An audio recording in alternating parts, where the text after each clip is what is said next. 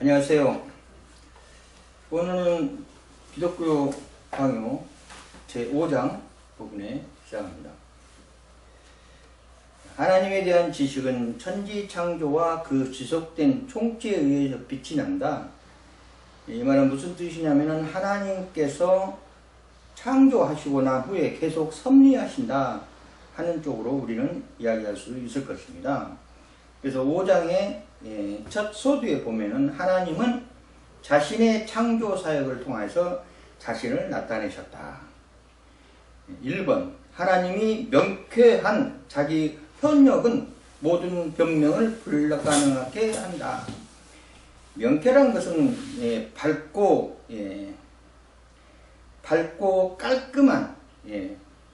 깔끔한 기본 좋은 상태를 말하는 거죠.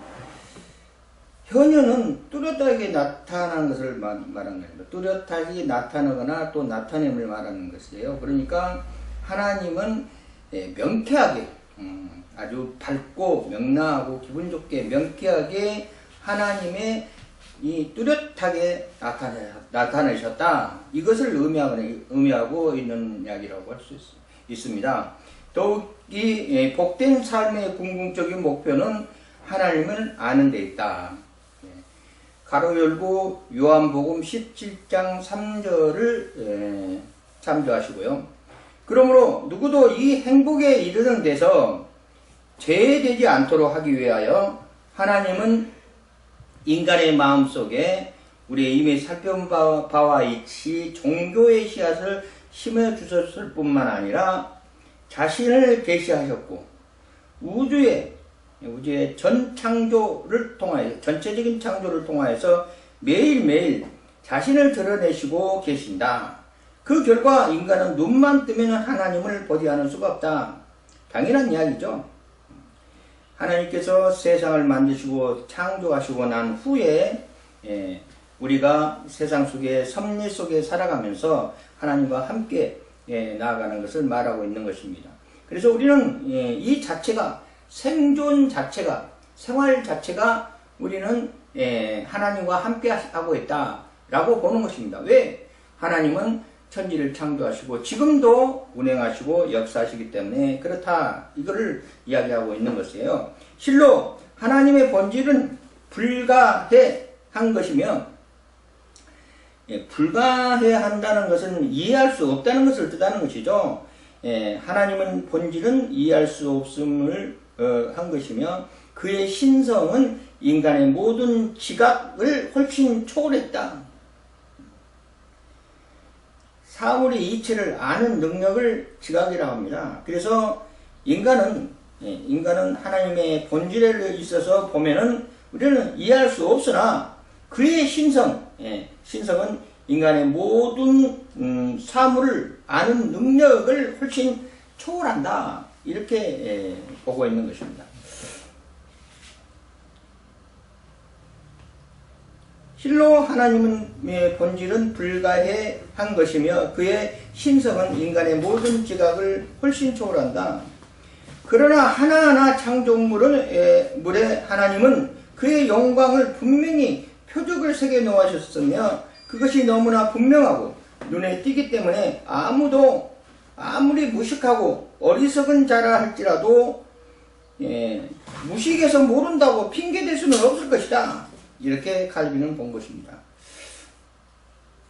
그리고 시편 기자는 주께서 옷을 입은 같이 빛을 입으시며 시편 104편 2절에 기록되고 있습니다. 라고 적절히 찬양했다 하는 것입니다.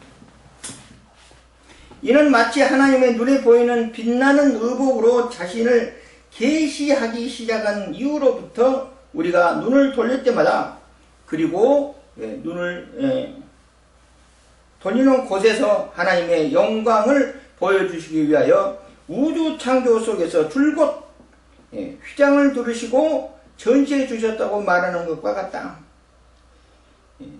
휘장이라는 것은 직무나 신분, 명예를 나타내기 위한 포장이죠. 마찬가지로 동일한 시편 기자는 광대하게 펼쳐진 하늘을 하나님의 공정과 능숙하게 비교하여 다음과 같이 말하고 있다. 물에 자기 누각이 들보를 얹으시며 구름으로 자기 수레를 심으시고 바람 날개로 다니시며 바람으로 자기 사자를 삼으시며 화염으로 자기 사역자를 심으셨다 라고 말하고 있습니다. 그래서 하나님의 권능과 지혜의 영광은 궁창에서 더욱 찬란하게 빛나므로 하늘을 일컬어 흔히 하나님의 공정이라고 한다. 게다가 무엇보다 먼저 눈에 어디에 두든지 하나님의 영광의 빛을 어느 정도 나타내 주지 않은 것은 이유에는 적어도 하나도 없을 것이다. 예. 자, 우리는 세상 속에 살면서 항상 이야기하고 있는 것이지만 지금 세상이 지금 2차원과 3차원 중간쯤에 지금 진보되고 하고 있다라고 많은 학자들이 이야기하고 있습니다. 물론 1차원도 있습니다. 1차원도 있어요. 그래서 이 차원은 그래서 설명을 해보자면은 1차원은 빛 같은 존재예요. 빛이다가 가리면 가려지는 거예요. 뛰어넘을 수가 없는 거죠. 일직선, 오로지 직선을 유지하는 거예요. 여기서 가려지면 가려지는 겁니다. 그래서 1차원이라고 해요. 1차원적인 그런 면을 우리 인간이 살아가면서 생각과 이상 속에서 1차원적인 생각을 하라고 살아간 사람도 있어요. 물론 한 가지만 생각해요. 오로지 일편단심, 맹신하는 거죠. 맹신. 물론 우리나라 교계가 지금 벌써 복음이 들어온 지 지금 120년이 넘어가고 있어요. 근데 그 120년이 넘어가는 속에서 우리 한국 교회가 많은 발전을 이루었습니다. 그래서 뭐 장로교, 침례교, 감리교 등등 여러 교단들이 나와서 이렇게 지금까지 역사해 오고 있어요. 중간에 70년도 초반과 후반에는 또 순봉교회라는 또 그런 교단이 또 크게 활동을 한 적도 있었습니다. 이렇게 많은 교단과 많은 종들이 번창해갖고 돼서 지금에 이루어서 보면은 어떻게 보면은 코로나 이전 시대와 코로나 이후 시대를 나눠볼 수 있다 하고 학자들은 이야기하고 있습니다. 그래서 지금 우리 교계가 이렇게 우리가 예수 믿는 기독교, 다른 종교는 둘째치더라도 우리 개신교, 기독교와 지금 가고자 하는 방향이 과연 어디에 있느냐 이런 것을 연구하는 학자들이 많이 있습니다. 신학자들이. 대부분 보면은 첫째적으로 보충 설명하면 첫째적으로 우리가 해야 할 것이 뭐냐면은 복음입니다. 복음. 우리 교계가 복음적인 것. 두 번째는 선교적인 것입니다. 선교에는 전도라는 것도 있어요. 그 다음에 세 번째는 봉사적인 것입니다. 복음은 믿음이죠. 믿음적인 걸로. 그 다음에 봉사는 헌신입니다. 이렇게 세 가지의 큰 목표로 교계가 나아가고 있어요. 근데 지금 나아가는 교계가 지금 우리가 살펴볼 때 정말 진정으로 믿음적으로 복음적으로 나아가고 있느냐? 복음은 뭐예요? 복음의 핵심은 예수 그리스도를 증거하는 데 있어요. 성경의 어느 누구도 성경 속에서 다르게 해석할 수 없고 성경 속에서 예수 그리스도를 빼고 이야기한다는 것은 절대 있을 수가 없어요. 교리적으로. 그런데 성경은 있고 다른 이야기를 해버려요. 다른 쪽으로 해석해야죠. 엉뚱한 쪽으로 가는 그런 일들이 많이 일어나고 있습니다. 그래서 진정한 복음으로, 진정한 믿음으로 나아가는 그런 교회, 우리나라 한국교회가 진정한 복음과 믿음으로 나아가고 있는가 살펴볼 필요가 있습니다. 물론 다 그런 것이 아니에요. 일부만 그러는 것이지. 정말 안타까운 것은 크게 성장한 교회가 더 이상한 쪽으로 흘러가고 있어. 그게 더 안타까운 거예요. 예, 옛날에 우리 목사님 모임에서 넥타이를 500만 원짜리 배고 다니는 목사님이 있었어요. 아유, 넥타이가 500만 원이래. 무슨 넥타이가 500만 원이래. 내가 보기에 뭐 얼마 되지도 않겠구만. 휴대품이래요. 예, 그 목사님은 BMW만 몰고 다녀. 근데 또 가난한 목사님, 정말 가난한 목사님, 우리가 알고라도 또 그 교회 정말 가난해. 그런 목사님이 있어요. 그래 친구야 둘이. 그래서 이제 가난한 목사님이 그 500만 원 넥타이 타고 오는 목사님한테 놀림이라고, 야 너는 세상 속에 너무 많이 누려갖고 천국에 가면 하나도 없겠네. 그랬더니 그렇게 이제 놀렸어요. 그러니까 부유한 목사님이 하는 말이 뭐라고 하면, 너도 한번 누려봐. 너는 누려보지도 못하고 나한테 그런 이야기 할 수가 없다. 어떤 사람이 말이 맞겠어요? 응? 물론 세상 속에 살면서 믿음으로 완벽하게 하나님의 은혜 속에 살아가고 정말 하나님의 뜻에 합당함으로 살아가는 목사님들이 많이 있습니다. 그런 목사님들이 누리는 것을 살펴보면요, 누리는 것을 살펴보면 부족하기도 않고 넘치지도 않아. 딱 그만큼 살아가. 야, 신기하죠? 아주 찰랑찰랑하게 살아가. 예. 왜? 엇갈질까봐. 조심스럽게 가는 거예요. 쏟아질까봐. 부족하면 시험 들고 많으면 넘치면 그만할까봐. 하나님께서 찰랑찰랑 주는, 그렇게 기도하면서 살아가는 목사님들도 있어요. 예. 어느 목사님이 레벨이 높은가? 어느 목사님이 그래요. 내가 그만한 때에 정말 많이 누리고 세력도 엄청나게 커지고 그러는데 하나님께서 나를 세우시려고 또 다 걷어가는 거야. 응? 다 걷어가서 다음 단계로 올라가요. 다음 단계로 올라가. 이제는 기도 안 하면 안 되게끔 하나님께서 역사하시고 다 걷어가지고, 예? 이제는 기도해야 돼. 기도 안 하면 부족하니까. 그런 쪽으로 살아가는 목사님들은 정말 훌륭해요. 그러니까 그 부유하게 있다는 목사님은 레벨이 낮은 거야, 사실은. 친구들끼리 그냥 농담적으로 그렇게 이야기한 걸 보면은 참 그렇다고 생각합니다. 그래, 정말 진정한 복음과 믿음 쪽으로 나아가는 것인가? 이거 살펴볼 필요가 있습니다. 그래서 지금은 정보화 시대하고 인터넷에 들어가서 살펴보면은 전부 다 떠. 이름만 쳐도 싹 나와. 예. 읽어보고 또 살펴보면은, 야, 정말 과간이 아닌 쪽이 많이 있어요. 목사님들하고 아까 금방도 우리가 동영상도 보고 그랬지만은 정말 믿음을 위해서 복음의 핵심은 예수 그리스도를 증거를 하는데, 예수 그리스도를 나타내는데, 그리고 그들이 정말 진정한 전도와 선교를 하고 있는가? 증거하고 있는가? 하나님의 말씀을 증거하고 있는가? 복음을 증거하고 있는가? 선교로, 전도로. 또 그들이 헌신하고 있는가?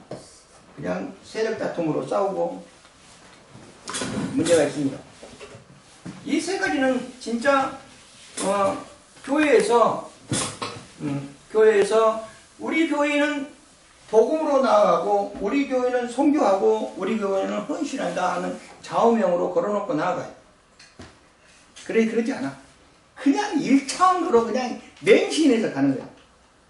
옆에서 누가 뭐라 해도 듣지도 않아. 그냥 고집스럽게 가. 고집이 너무 세면 우울증에 빠집니다. 우울증에 빠지면 죽습니다. 자, 2차원은 뭐냐면은, 이렇게 울타리를 치면은요, 울타리를 이렇게 쳐놓으면은 갇혀있다고 생각해요. 그래, 말 같은 경우는, 짐승 같은 경우는 울타리를 세우면은 자기가 갇혔구나라고 생각해요. 뛰어넘어 가면은 갈 수 있는데 못 가. 예, 그런 차원을 2차원이라고 생각합니다. 평면의 차원. 직선의 차원이 아닌 평면적인 차원을 2차원이에요. 3차원은 이렇게 집이 있는데 속에 들어가면은 그 속에 들어가서 문을 잠가 놓으면은 사방팔방에 다 위에 아래도 잠가 놓으면 갇혔다고 생각하는 것이 3차원이에요. 그런 입체적인 차원. 평면이 아니고 입체적인 차원을 3차원이라고 그래요. 4차원 세계는 이것도 통과하는 거죠. 이런 것도. 그래서 지금 세상은 2차원과 3차원 중간에서 살아가고 있다. 이렇게 보고 있는 거예요. 3차원은 아직 많은 과학적이나 많은 많은 연구들이 3차원을 능가하게끔 많이 연구되고 있어요. 그래서 컴퓨터 같은 경우 또는 가전제품 같은 경우 3차원 쪽으로 지금 많이 진보되고 있습니다. 그러나 3차원을 완벽하게 이렇다 하고 정의를 내릴 만한 그런 과학적인 근거는 아직은 없어요. 아직은 없습니다. 기계라는 차원은 컴퓨터도 마찬가지로 기계라는 차원은 껐다 켰다 하는 걸로 이루어져 있어요. 그거 엄청나게 빠르기 때문에 전산이 그렇기 때문에 인간보다 더 앞서간다고 생각하지만은 그러지 않아요. 그네들은 이진법 껐다 켰다 하는 걸로만 이루어지는 거예요. 근데 앞으로 삼진법이 나온다. 삼진법 껐다 켰다가 아니라 왜 끄는가 왜 켜는가를 인식한다는 얘기예요. 지금 많은 것을 연구하죠. AI 인공지능 기계가 지금 3차원 세계로 가고 있습니다. 그래서 주인이 꺼져라 해도 안 꺼요. 켜라 해도 안 켜요 할 수도 있다는 이야기입니다. 명령이 내리면 복종을 안 할 수도 있다는 이야기. 무서운 이야기죠. 그러나 아직 우리 세상은 2차원과 3차원 중간쯤에 살아가고 있어요. 4차원 이론적인 4차원을 설명하고 있습니다. 이론적인 4차원 세계를 설명하고 있어요. 그러나 아직까지 세상의 모든 과학적이나 지금 세상에 살아가는 모든 것은 4차원 세계를 아직 존재하지 않고 있어요. 이론적으로는 가능하죠. 그래서 많은 학자들이 영적인 세계가 4차원 세계다 이렇게 이야기하는 실학자들도 많이 있어. 자, 그러나 아직 4차원 세계는 몰라요. 아직까지 이론적으로 과학적으로 규명이 되어 있지만 실질적으로 그것을 응용하고 있지는 않아. 3차원 세계는 3차원 그래픽 3차원 세계는 지금 많이 활용을 하고 있습니다. 그러나 아직까지는 기계가 지금 삼진법에 진보되지 않았기 때문에 아직 모르는 거예요. 좀 이따 더 깊이 이야기하겠지만은 그래서 우주는 지금 하나님이 만드신 이 우주의 세계 하나님의 창조하는 이 우주의 세계가 과연 몇 차원인가? 많은 천문학자들이 이 우주의 세계를 12차원이라고 그래요. 12차원. 12차원 정도 돼야만이 우주에 대한 모든 것을 이해할 수 있다. 그것도 이론적이에요. 그럴 것이다 하는 것입니다. 그럴 것이다. 아직 모르죠. 그러나 하나님이 세상을 지는 하나님의 차원은 무슨 차원인가? 우주는 12차원인데 하나님의 차원은 무슨 차원인가? 하나님은 무한대 차원입니다.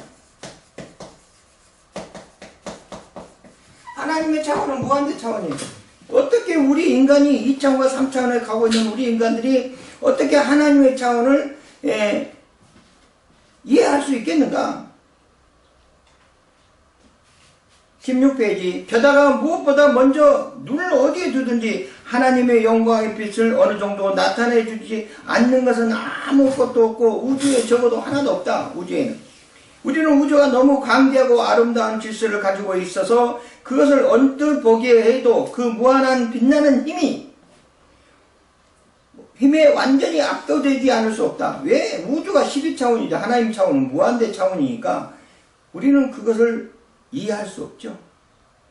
히브리서 기자는 이 세계를 보이지 않는 것의 실상이라고 이야기했습니다.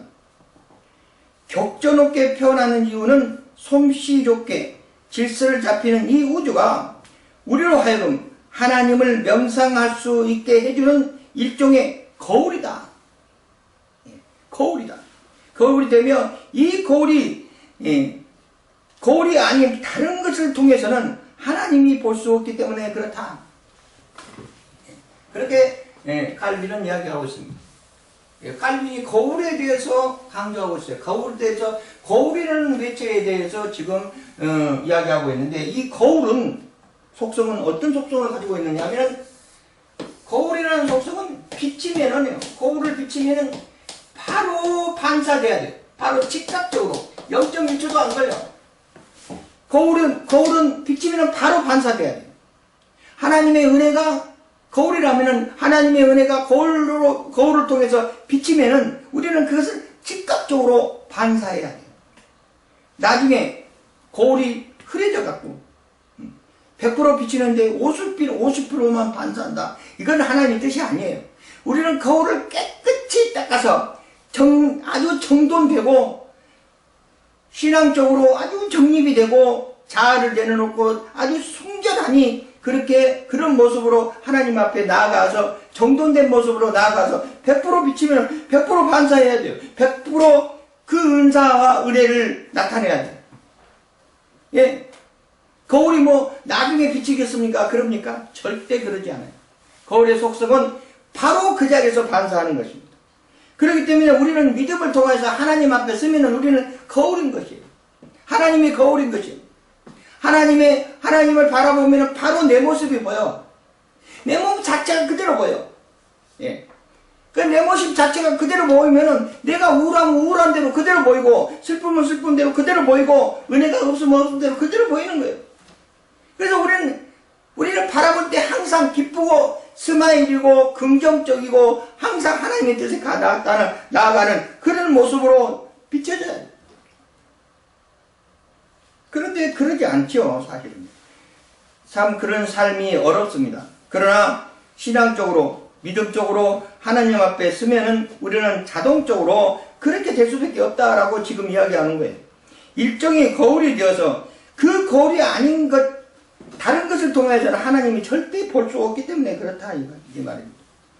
시편 기자는 전체 우주 공간에 있는 모든 것이 만민에게 통하는 언어라고 한 이유도 그 안에는 하나님의 신성이 너무 분명하게 입증되고 있어서 아무리 우두한 백성이라고 할지라도 그것을 보지 않을 수 없었기 때문에 그렇다. 사도 바울은 이에 분명하게 선언하고 있다. 이는 사도 바울이 로마서 1장 19절과 20절에 보면은 이는 하나님을 알만한 것이 저희 속에 보임이라. 창세로부터 그의 보이지 아니한 것을 곧 그의 영원하신 능력과 신성이 그 만드신 만물에 분명히 보여 알게 되나니, 그러므로 저희가 핑계하지 못한다. 절대 핑계하지 못하는 거예요. 어쩔 수 없이 지금 그 속에 존재하고 있는 거예요. 생존하고 있는 겁니다. 그 존재, 그 속에서 우리가 하나님의 역사 속에서 생존하고 있는 거예요. 하나님의 섭리 속에서 생존하고 있는 거예요. 물론 하나님의 섭리 속에 생존하지 않고 지 맘대로 지 멋대로 살아간 사람도 물론 있지만은 그래도 우리는 하나님의 섭리 속에 나아가고 있습니다. 믿든 안 믿든 간에 우리는 하나님의 섭리 속에 살아가는 거예요. 그래서 우리는 성경에 신학적으로 우리가 이야기하는 것이 어떤 이야기를 하고 있냐면은 일반적인 것과 특별한 것이 있다고 이야기해요. 일반 계시와 특별 계시가 있다고 이야기해요. 신학적으로는 성경 내용을 기준해서 한정된 조건에서 특별하게 특정한 내용이 담긴 개별적인 계시와 개별적으로 자기한테 오는 계시와 널리 선포될 내용이 담긴 보편적인 계시로 구분하고 있어요. 그래서 그 계시 형태를 특징을 기준할 때 일반 계시와 특별 계시를 분류하고 있어요. 신학적으로. 그래서 수많은 성경 구절에서 볼 수 있듯이 일반 계시는 성경 로마서 1장 20절에 보면은 참고하면 됩니다. 그 선언처럼 자연과 같은 비언어적으로 모든 사람들에게 드러나는 것을 말하는 거예요. 지금 현재 이 상태가 일반 계시예요. 일반 계시예요. 해가 뜨고 지구 하는 것도 그러고 지구가 움직이고 자전하고 이런 모든 삼라만상에 일어나는 모든 이 질서와 계시가 일반 계시인 거예요. 믿지 않든 믿는 든 무조건 다 우리는 그 계시 속에 나아가고 있어요. 하늘의 계시는 많은 규절에 나타나고 있듯이 음성이나 기록물을 통하여 도덕적, 영적인 요구를 적용하기 위하여 하나님이 직접적으로 혹은 대행자를 통하여 스스로 드러내는 것을 말하는 거예요. 이거는 개개인적인 내적으로 나타내는 계시를 말하는 거예요. 외적으로 나타나는 계시가 있는 것이 아닙니다. 그렇기 때문에 하나님이 광대한 천체, 우주 만물의 모든 이런 것들이 다 어떻게 보면은 일반 계시 속에 들어가 있는 겁니다. 그래서 믿지 않든 믿든 간에 다 하나님의 섭리 속에 있다고 보고 있는 거예요. 그러나 그 섭리 속에 있으면서 하나님을 느끼지 못하고 하나님을 섬기지 못하고 예수 그리스도를 영접하지 못해가지고 자기 마음대로 양심을 버려서까지 살아가는 사람들이 너무나 안타까운 거죠. 왜? 그 섭리 속에서 하나님을 두려워하고 하나님의 섭리 속에서 참 진리 속에 가야 되는데 그러지 못하는 거죠. 자, 어느 부흥 강사가 인류 이 지구가 멸망을 앞두고 있을 때 어떻게 대처해야 되는가 하는 것을 논하기 위해서 슈퍼컴퓨터를 만들었답니다. 이 슈퍼컴퓨터. 물론 그 슈퍼컴퓨터는 아까 말한 것처럼 제3차 삼진법을 사용하는 것은 아니에요. 인공지능이 없죠. 그냥 데이터 있는 데이터대로만 답을 내는 거예요.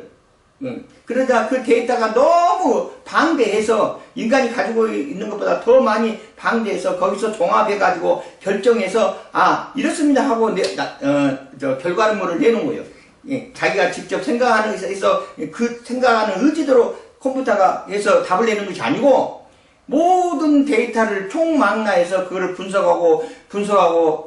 분석해서 이런 모양으로 나아갈 수가 이것이 답이다 하고 그 답을 내는 그런 컴퓨터예요. 이게 이지법이죠. 삼지법으로 자기가 스스로 생각하는 것이 아니니까 데이터를 통하여서 결과물을 내는 거예요.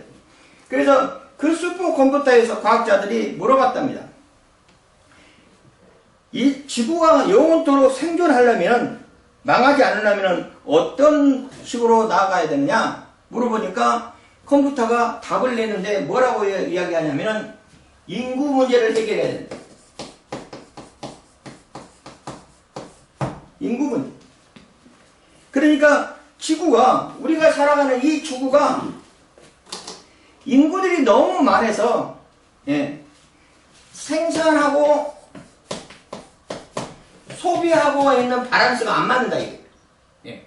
생산하는 것만큼 소비되고 또 생산하는 것만큼 소비되고 이렇게 되는데 생산하는 것만큼 소비하는 것이 소비가 너무 많기 때문에 지구 그 생산을 더 활성화하기 위해서 지구를 파괴하고 유전자 공학을 발달해서 동식물을 크게 만들고 해서 오염됐다 이게 지구가.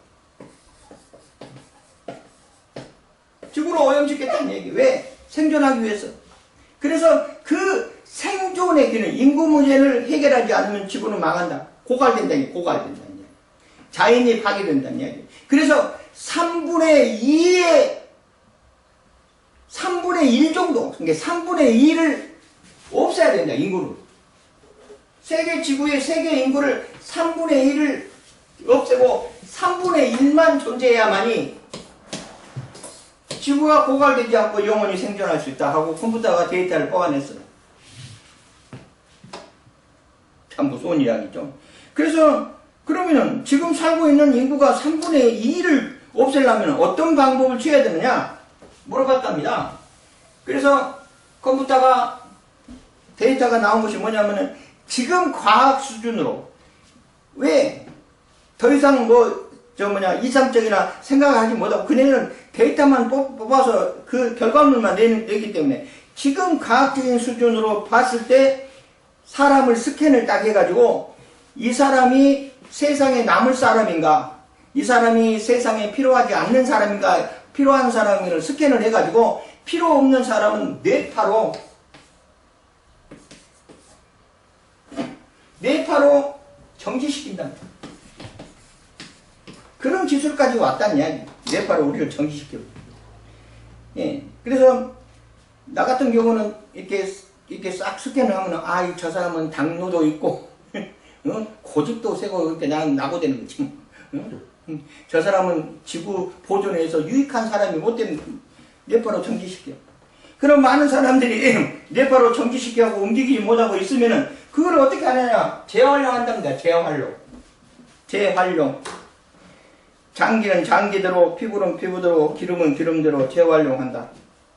야, 그렇게 해야만이 지구가 영원으로 보존할 수 있다라고 결과물을 냈답니다. 만약에 너네들이 그런 거를 시도할 때, 컴퓨터가 인공지능으로 많이 발전돼서 그런 걸 시도할 때 우리를 압도함으로 컴퓨터를 끌려고 하면은 어떻게 하느냐? 자기들은 못 끈다는 거는, 끌 수가 없다는 겁니다. 왜? 속도가 빠르니까. 끌려고 하면 이미 대체한다는 이야기. 무서운 이야기입니다. 근데 그 부흥 강사가 그 이야기를 하고 난 후에 어떻게 이야기하냐면은, 그 전에 예수님이 오신다. 그 전에, 할렐루야. 그 전에 예수님이 오신다는 이야기예요. 지금 많은 학자들이 지금 시대가 추수시대라고 그래요. 추수시대. 그래서 알곡과 쭉쟁이를 거르는 시대다.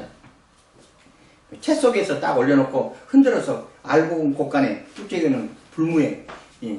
근데 우리는 그 채 속으로도 들어가지 말아야 돼. 무조건 알곡이야, 무조건 알곡이지, 뭐.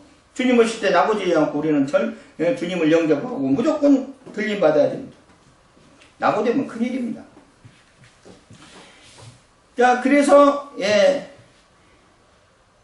저희들이 만물에 분명히 보여 알게 되나니, 그러므로 너희가 핑계하지 못하리라고 로마서 1장 19절에 20절에 사도 바울이 이야기했습니다. 두 번째로, 하나님의 지혜는 모든 사람들이 볼 수 있도록 제시되어 있다. 네. 그 말이 무슨 뜻이냐면요. 하나님의 지혜를 우리는 뭐라고 이야기하냐면은, 성경에서 비추어서 말할 때 하나님의 지혜를 진리라고 이야기해요. 진리라고. 대부분. 하나님의 지식은 성경에 있고, 첫째, 성경에 있고 그 성경에 있는 내용들이 진리다 이야기예요. 그 진리인데 특별하게 세상적인 진리는 살아가는 이치예요. 살아가는 이치가 진리인데 거기서 참 진리로 앞에 나와 있어. 왜? 성경에서 말하는 모든 계시, 일반 계시를 통해서 특별 계시까지, 아까 이 계시도 이야기했지만 모든 계시를 통해서 우리에게 살아가는 방법을 제시하고 있어요. 이렇게 해야만이 하나님의 뜻대로 살아간다 이거죠. 이렇게 해야만이 하나님의 지혜 속에 거한다는 이야기예요. 하나님의 저는 모든 사람이 볼 수 있도록 성경에서 제시해두고 있으며 우리에게 직접적으로 역사하고 있다는 이야기입니다. 직접적으로. 그걸 깨달아요. 참 진리를 깨달아야 돼. 깨달음이 있어요. 깨달음으로 나아가요. 자, 하나님의 놀라운 지혜를 선포하는 수많은 증거가 하늘과 땅에 무수히 있는데 이것은 천문학적이나 의학적이나 자연과학 등의 보다 세밀한 관찰을 하고자 하는 시원한 문제들 뿐만 아니라 시몬이라는 신장하고 위대한 것을 말하는 거예요. 문제뿐만 아니라 심지어 가장 학식이 없고 무지한 사람들까지라도 눈만 뜨면 반드시 볼 수 있게끔 볼 수 있지 않을 수 없을 것처럼 하나님이 역사하셨다. 그래서 반드시 보이지 않을 수 없을 것이다. 이렇게 이야기합니다. 사실 이를 교양 학문들을 통달하거나 혹은 다소라도 맛본 사람이라면 그 배움의 도움이 하나님의 지혜의 비밀을 더 깊이 깨뜨려 볼 수 있을 것이다. 네. 지혜. 하나님의 지혜. 깨달음이 지혜입니다. 하나님의 지혜에 도달한다는 이야기예요. 근데 문제는 뭐냐면 이 지혜는 우리 것이 아니에요. 지식은 우리 거예요. 지식은 공부하고 자기가 얼마큼 학문에 가면은 충분히 많은 지식을 습득할 수 있어요. 근데 지혜는 그러지 않아. 지혜는 하나님 편에서 봤을 때 지혜하고 동일합니다. 그러니까 정말해서 깨달음을 얻고 살아가는 이치가 지혜예요. 그래, 많이 배우지 못하고 지식이 많이 충분하지 못한 사람도 지혜가 투철한 사람도 많아. 오히려 더 많은 것을 배운 사람이 오히려 더 지혜스럽지 못하면서 나아가는 사람이 너무나 많아요. 아니, 그렇게 배우고 그렇게 학식 있고 그 동네에서는 아주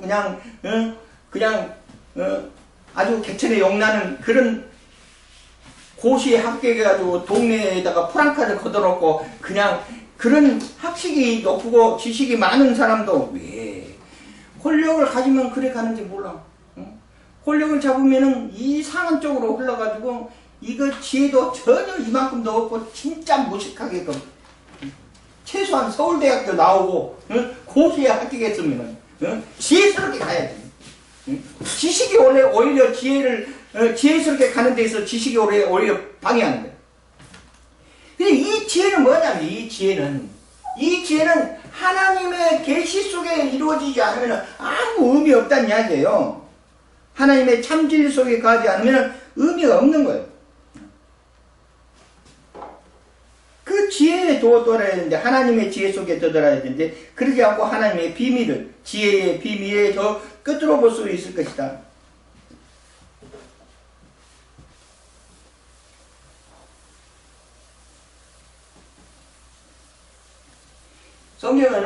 성경에는 하나님의 지혜를 어떻게 이야기하면 감추어졌던 것인데 라고 표현하고 있어요. 하나님의 지혜는 감추어졌던 것인데 세상 사람들이 만약에 알았다 하면은 예수 그리스도를 십자가에 못 박히지 않을 것이다. 그렇게 이야기하고 있어요. 하나님의 지혜를 감추어져 있어. 세상에 나오지 않고 감추어져 있어. 그런데 그 감추어진 것은 우리가 어떻게 하나님의 지혜 속에 도달해야 되느냐? 방법을 알아야 될 거예요. 방법을. 하나님의 지혜 속에 돌아갈 수 있는 그 방법을, 하나님의 지혜의 비밀이 뭐냐? 이 비밀을 알아야 돼. 이 비밀을, 하나님의 비밀을 알아야만 되는데, 비밀을 알게 하나님이 감춰놓은 것을 우리가 이렇게 스스로, 하나님의 세계는 지금 여기서 말하면 광범위하면 우리가 이해할 수 없다고 이야기를 하는데, 그 하나님의 지혜를 우리가 어떻게 깨뚫어 보려고 알 수가 있냐, 이게. 그러려면 하나님의 지혜를 도달하게끔 우리가 그쪽으로 가게끔 열심히 노력하고 나아가야 돼. 그리고 하나님의 지혜를, 비밀을 깨달아야 돼. 깨달음을 얻어야 돼, 깨달음. 예.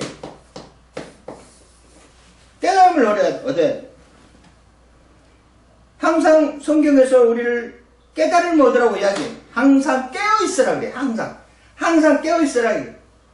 그 깨어있으라는 뜻이 무엇이냐면은 참 진리 속에 거하라는 뜻이에요. 예. 참 진리 속에 거하라는 뜻이에요. 즉, 믿음으로 거해라는 뜻이에요. 믿음으로 깨어있어요. 깨달음으로 깨어있어요. 그래가지고 깨어있으면 어떻게 되냐면 영적으로 안다는 게 아니에요. 그러니까 그 전까지만 해도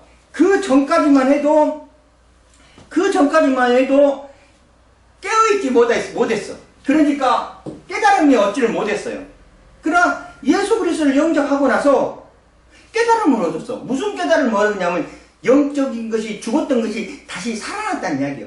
영성적으로 회복됐다는 이야기예요. 그 전까지 봐도 영이 죽어서, 왜? 아담이 죽게 만들었으니까. 아담이 선악과를 먹고 범죄해서 죽어버렸어요. 영이 죽었어서. 영이 죽어있기 때문에 선악과가 먹었다는 것을 옳고 그름을 깨달아서 능력을 이미 갖게 되어버렸어요. 선악과를 통해서. 그때 선악과를 안 먹었으면 그러지 않고 자연스러운 그대로 하나님께 영광을 돌리고 살아가는 인간이었었는데, 그러지 못하고 선악과를 먹고 범죄함으로 인해서 선과 악을 구별할 수 있는 게 마음속에 들어왔어. 그런데 영적으로 죽었기 때문에 그것을 분별하지 못했어요. 이것이 하나님의 뜻인지, 저것이 성령님의 역사인지, 이것이 기쁜 일, 몰라. 그러나 예수를 딱 믿고 났으니까 영적 분별력이 생겼다는 이야기예요. 영적으로 회복됐기 때문에. 그래서 영적 분별로 회복되니까 하나님의 비밀이 이것이었네. 그것을 알게 됐다는 이야기예요. 그래서 하나님의 비밀을 알고 보니까 무엇냐면 성경에서 이야기하는 하나님의 뜻이었다는 이야기예요. 하나님의 뜻을 깨달았다는 이야기입니다. 하나님의 뜻을 깨달았다는 이야기입니다. 깨우침을, 하나님의 뜻을 깨우침. 이 하나님의 뜻의 최종적인 결정체가 뭐냐면 예수 그리스도입니다. 예수 그리스도. 하나님의 뜻이 예수 그리스도를 믿어야만이 영혼 구원할 수, 영생할 수 있다는 거예요.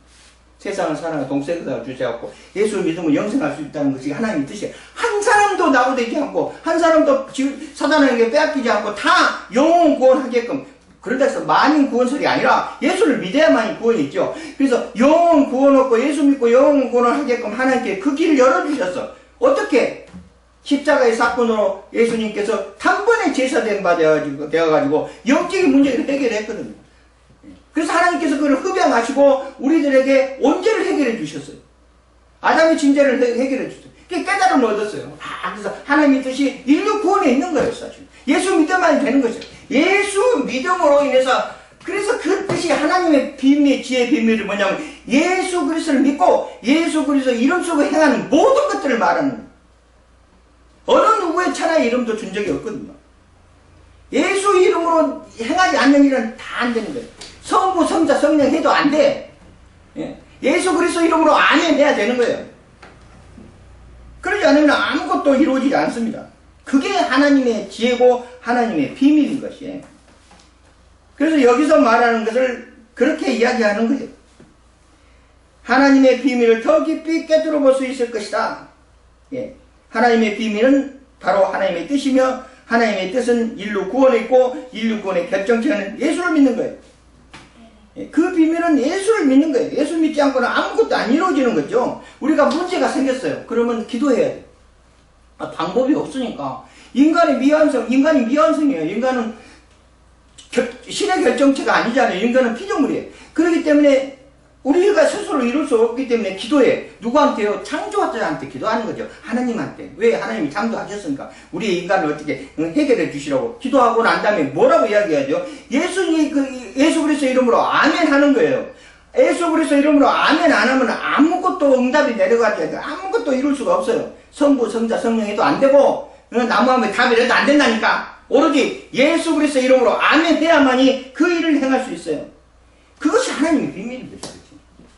그렇게 나아가는 거예요. 자신있게. 그렇게 자신있게 나아가야 한다 하는. 그러나 이와 같은 지식이 없이 무식한 사람이라 할지라도 하나님의 창조의 유형을 충분히 관찰할 수 없을 것이 아니고 또 창조자의 솜씨에 감탄할 수 없는 것도 아니다. 확실히 별들의 움직임을 연구하고 그들의 위치를 정하고 거리를 측정하고 그의 속성을 판단하기 위해서 여러 기술과 한층 더 정밀한 노력이 필요하다. 그런데 이들을 관찰할 때 하나님의 섭리가 그 자체를 한층 더 명백하게 보여주는 것처럼 인간의 마음에 또 하나님의 영광을 보기 위해서는 그만큼 더 높은 수준으로 고양돼야 된다. 고양이라는 건 높이 쳐들어 바친다. 높이 쳐들어서 나아가야 된다. 높임을 가져야 된다. 오로지 육안으로 도움만으로 가르침을 받고 평범하고 배우지 못한 사람일지라 할지라도 하나님의 뛰어난 솜씨를 감지할 수 있다 하는 것입니다. 이게 지혜입니다. 이게 믿음 안에 가면은 지혜를 얻을 수 있어요. 지혜의 비밀을 깨달을 수 있어요. 이것은 지식으로도 되지 않아요. 오로지 믿음으로만 가능한 거예요.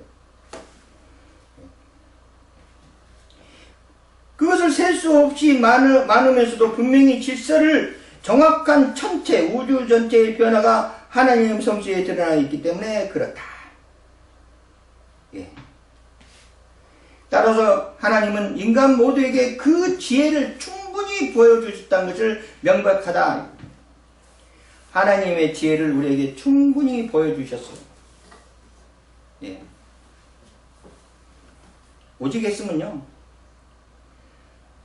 처음에 하나님께서 이스라엘 민족을 출애굽시켜요. 애굽에서 탈출했다는 이야기예요. 출애굽 시켜갖고 얼마나 말이 안 들었으면 40년 동안 광야에서 그냥 고생시켰어요. 이네들을 이제 애굽에서 탈출시켜가지고 나아가는데 이제 믿음이 없으니까. 그래서 이네들이 법을 살아가는 방법, 정말해서 하나님의 지혜를 도달하기 위해서 모세를 통하여서 십계명을 하다 했어요. 십계명처럼 살아가면 멸하지는 않는다. 그렇게 했는데도 불구하고 두 번이나 십계명을 한 번 깨뜨리고 두 번이나 뭐 송아지 금송아지 만들어 가지고 잘하고 두 번이나 새겨줬음에도 불구하고 죄성적으로 갔어요. 구약에 보면 제대로 정말 제대로 믿음 생활 제대로 해야 하고 하늘나라에 제대로 그 봉양에서 가는 심령들이 불과 몇 명 안 돼요. 구약에 보면 왕도 비롯해서 전부 다 망했어. 하나님이 보시기 정말 안타까운 것들. 율법을 주니까 또 율법에서 율법을 낳고 인간들이 참 이상해.